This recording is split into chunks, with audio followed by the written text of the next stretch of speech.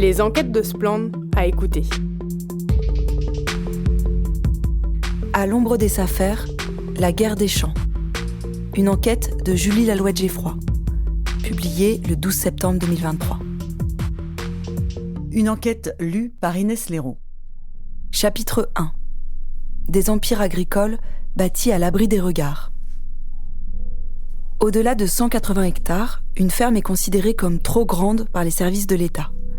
Pourtant, certaines exploitations dépassent 1000 hectares, l'équivalent de 20 fermes moyennes. Petit à petit, l'agriculture familiale disparaît au profit d'une agriculture de firme, entraînant une désertification des campagnes. Le gouvernement, lui, est dans le déni. Chemise à carreaux Ralph Lauren, doudoune bleu marine et pantalon cintré, François Le Bihan, 42 ans, prend la pose, chou-fleur ou épinard à la main, au gré des besoins des photographes. Présenté tour à tour comme agriculteur, éleveur ou encore cultivateur, François Le Bihan est surtout un chef d'entreprise, héritier du patient travail de son père, Daniel. Sa holding, FLB, chapeaute l'ensemble de ses sociétés. Nous en avons dénombré 23, sous 11 formes juridiques différentes. Des EARL, des SCI, des GFA, mais aussi des groupements d'employeurs comme le GIE, un groupement d'intérêt économique et l'incontournable SCEA. Grâce à la Société civile d'exploitation agricole, il est possible de prendre les rênes d'une entreprise en rachetant, en plusieurs fois, ses parts sociales. Un moyen tout à fait légal et répandu pour avaler son voisin sans qu'aucun service de l'État ne mette son nez dans vos affaires. François Le Bihan a acquis une ferme de 160 hectares par-ci, une autre de 30 hectares par-là. Mis bout à bout, nous arrivons à une estimation minimale de 1450 hectares, soit 4 fois la superficie de Guingamp. Plusieurs sources nous indiquent que nous sommes en deçà de la réalité. Ces terres costarmoricaines s'étendent des bordures de l'Oudéac jusqu'à Plédran, en passant par Trévé, Émonstoir, Saint-Caradec, Bréant. La disparition de haies, arbres et talus a permis de façonner des centaines d'hectares où la symétrie des rangs de légumes et céréales côtoie les perspectives dessinées par les vastes hangars agricoles qui hébergent les porcs. La surface moyenne d'une ferme bretonne est de 62 hectares. L'empire Le Bihan représente donc 22,5 fermes à lui tout seul.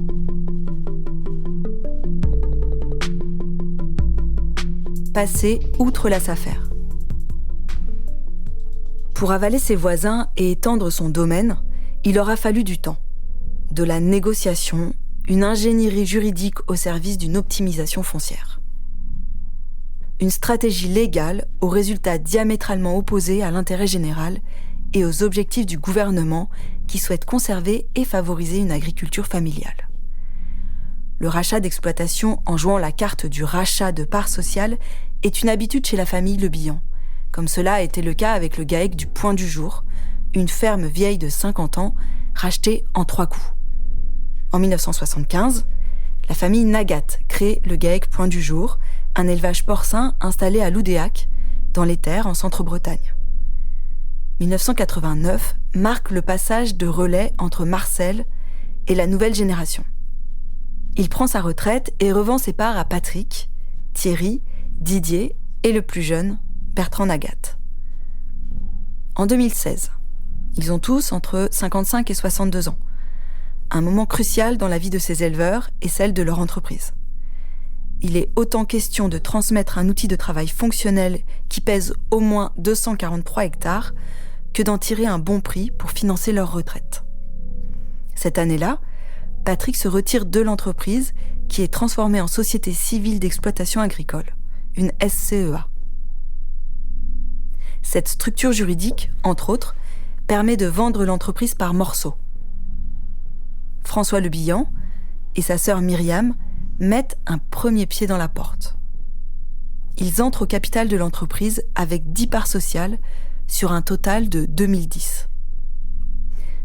L'année suivante, 3 jours avant Noël, les 3 Nagat se rendent chez le notaire avec François et Myriam Le Bihan.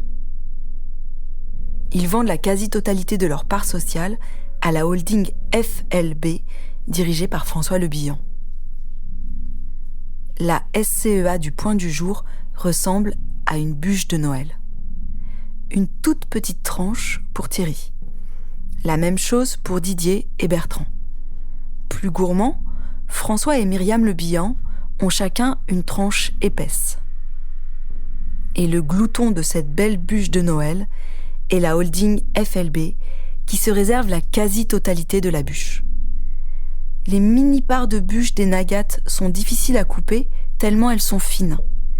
Elles sont pourtant cruciales.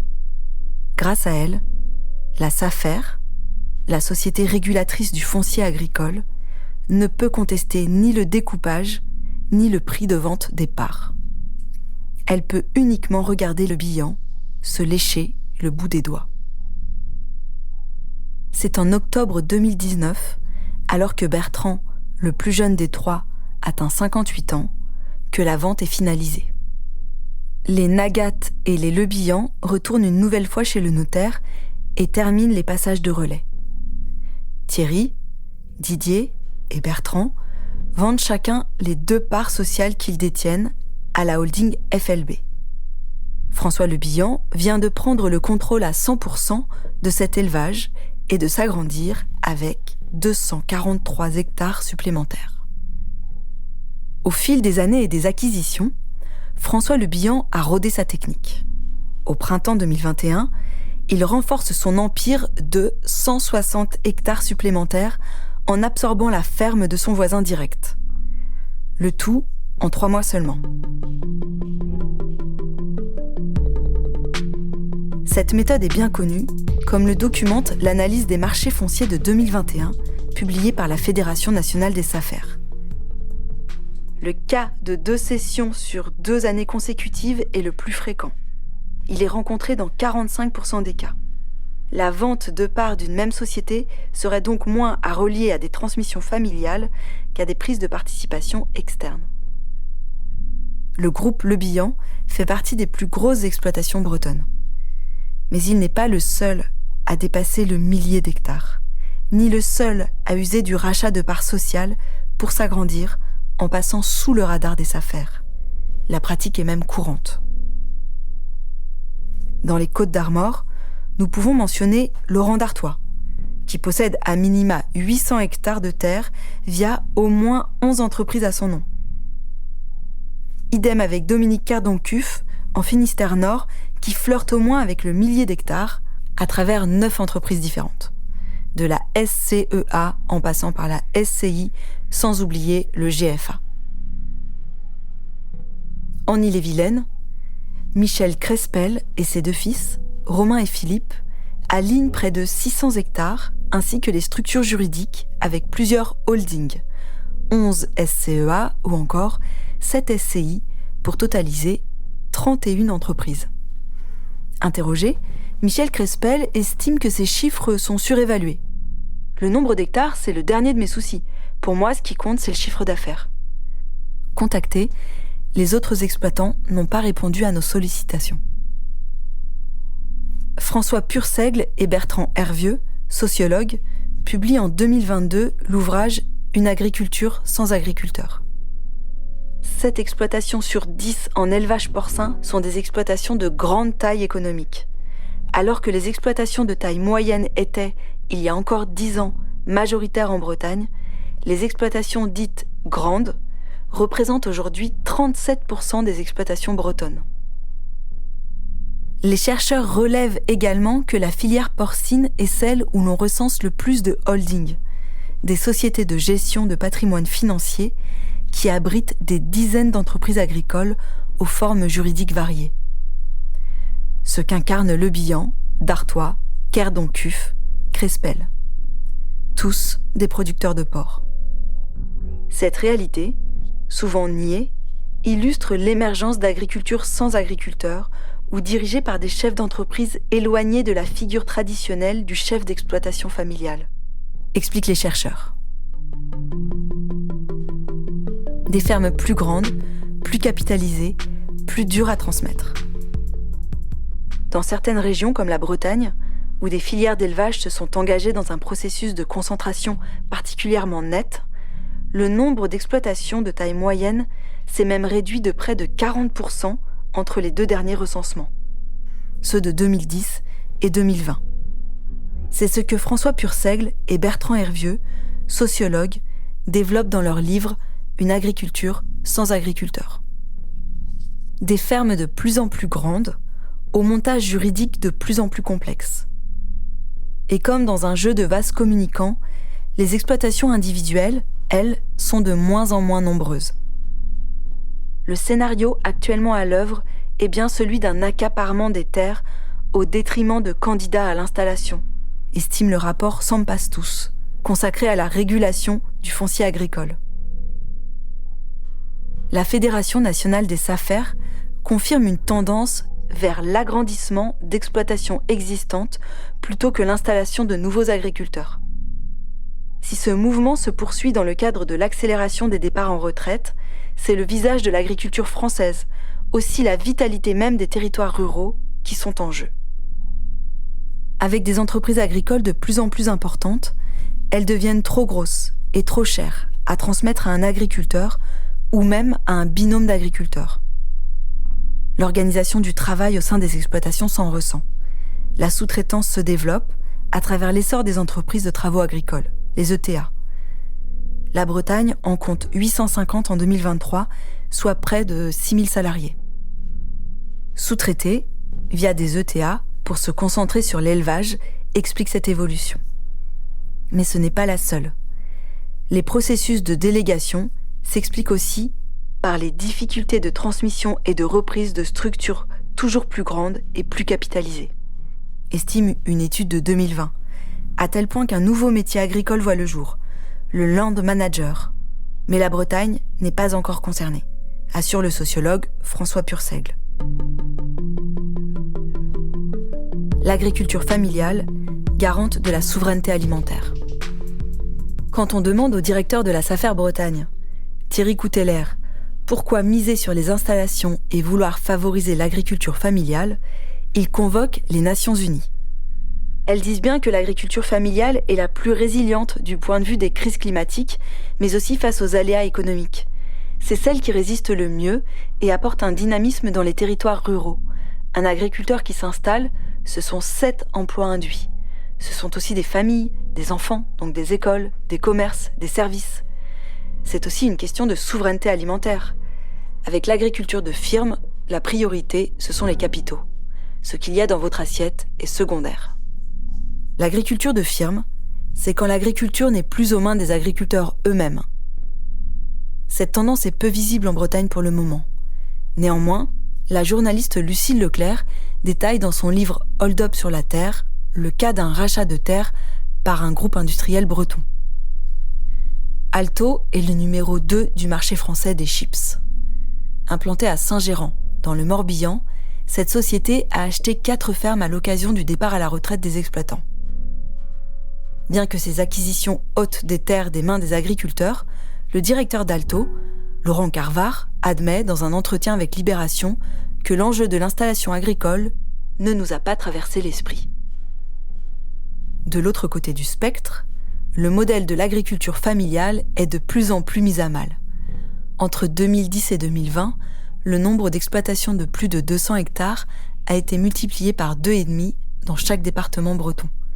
200 hectares, c'est 3 fois la taille d'une ferme bretonne moyenne, 62 hectares en 2020. Mais ce tableau est incomplet. Il recense les exploitations une à une. Une surface est associée à un siège d'exploitation. Or, l'exemple des holdings agricoles détenus par François Le Bihan, Dominique Cardon-Cuff, Michel Crespel ou encore Laurent Dartois démontre l'existence de montages sociétaires où plusieurs entreprises sont imbriquées les unes dans les autres. C'est en emboîtant les différentes pièces de ce puzzle juridique qu'apparaissent les surfaces exploitées par ces groupes agricoles. 1000 hectares et plus. Combien sont-ils ? Combien de groupes agricoles détiennent et exploitent plus de 1000 hectares en Bretagne ? Nous avons posé la question à la SAFER de Bretagne. Nous n'en savons rien. Nous avons posé la question à la DDTM des Côtes d'Armor. nous ne disposons pas du nombre d'exploitants qui possèdent et ou exploitent plus de 1000 hectares. Et nous n'en avons jamais vu dans les demandes d'autorisation à exploiter. Nous avons posé la question à la DRAF. Les informations sur la surface agricole dont nous disposons sont celles qui sont comptabilisées au siège d'exploitation. Au regard de ces éléments, toutes les exploitations bretonnes sont bien en deçà de 1000 hectares de surface agricole utile. Les services de l'État se refusent à évaluer et à quantifier ces groupes agricoles. Impossible alors de lutter réellement contre l'accaparement des terres, pourtant affiché comme un objectif prioritaire. Boîte noire. Pour dessiner les contours des groupes agricoles de François Le Bihan, Dominique Kerdoncuff, Laurent Dartois et Michel Crespel, nous avons utilisé les bases de données publiques issues du registre du commerce et des sociétés. Nous avons ainsi recensé l'ensemble de leurs entreprises. Nous avons ensuite consulté la liste des bénéficiaires de la PAC pour obtenir les montants des aides à la surface versées pour les entreprises agricoles. L'aide à la surface, la DPB, tend à s'harmoniser vers 114 € par hectare. C'est en se basant sur ce montant que nous avons réalisé l'estimation des surfaces détenues. Il s'agit d'une estimation à partir des données publiques disponibles. La DRAF, qui a accès à des informations bien plus complètes, serait en mesure d'être beaucoup plus précise. François Le Bihan, Dominique Kerdoncuff et Laurent Dartois n'ont pas répondu à nos sollicitations.